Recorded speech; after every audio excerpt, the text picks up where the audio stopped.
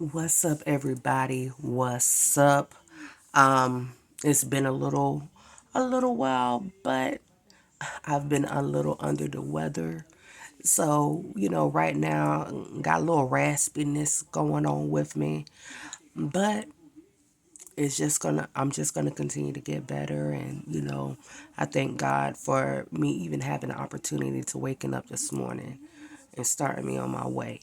So, I would say for today, the word is trust. Because I kept hearing, you know, trust, And what are we trusting?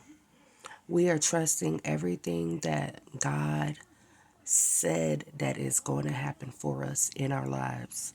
We're going to trust that His perfect plan is going to work out for all of us. Not in, excuse me, not in our time, but it's in God's time. And that just makes me think about Joseph.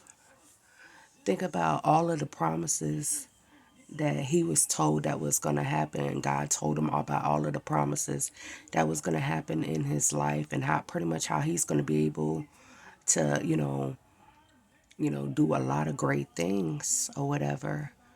But through it all, Joseph went through a lot of stuff. His brothers were jealous, sold him into slavery, was accused of adultery, and all of these different things. But this is the thing: even in his suffering, he was still thriving.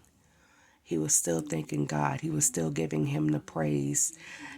And through it all, even in our worst times, we have to remember that God is with us. We have to continue to keep that trust that's in our heart, and continue to believe the promises and words of God. And this is the thing: you also have to remember that the way that you may envision how it's supposed to happen is probably not how God wants it to happen. So at the same time, if He just tells us, and this is just me, He just gives us, pretty much like the end result. Like, this is what it's going to be.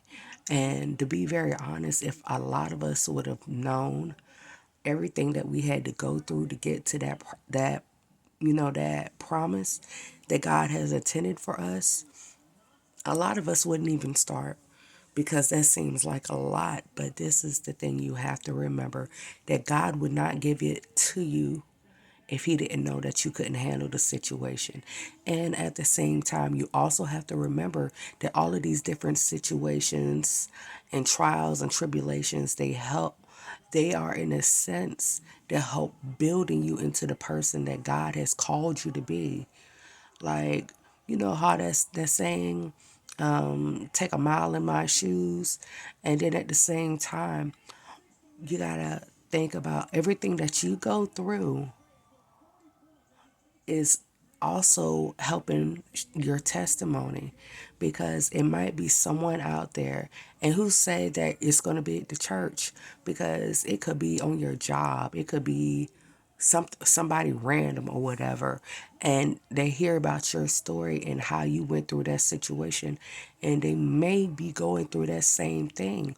So sometimes God's put us through these different tests, not for us, but to be able to be a witness for the next person, that, hey, you going through this now, but look, you continue to trust God, continue believing the purpose and the plan that He has in your life, and it's going to be okay.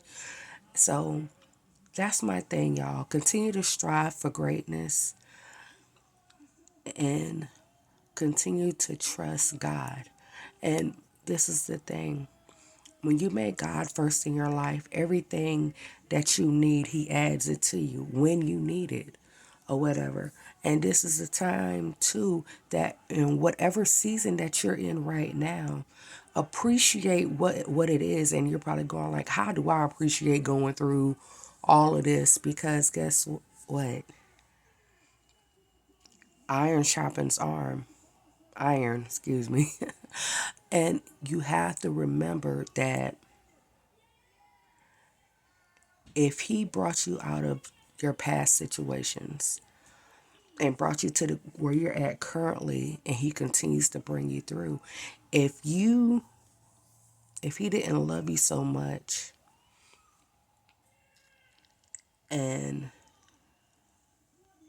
this is another thing that just came to mind.